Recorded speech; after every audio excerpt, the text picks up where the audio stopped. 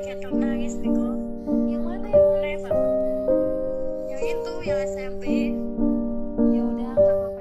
Kesedihan rupanya tidak saja dirasakan oleh publik atas hinaan yang dialami Sun Haji, pedagang es teh keliling usai diolok Gus Miftah, namun juga istri dan anak Sun Haji. Hal ini terungkap dari unggahan selebgram Clara Sinta di akun Instagramnya. Anak Sun Haji bahkan sampai menangis ketika dihubungi oleh Clara Sinta melalui video call. Si anak yang baru duduk di bangku SMP itu mengaku sedih ketika mendengar ayahnya diolok goblok di depan umum.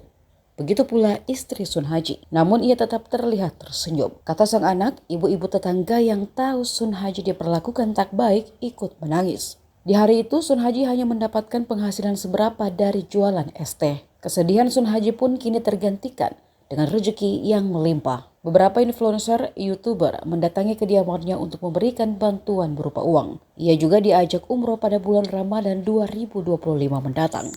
Adek jangan nangis lagi ya. Iya. Ayo jangan bohong loh, tuh matanya masih berair. Iya teman-teman ada ngobrol nggak sama kamu bilang apa? Bilang iya kasihan. Tapi nggak ada yang boleh kamu kan nggak ada kan Neng? Nggak ada, malah itu ibunya tuh pada nangis semua.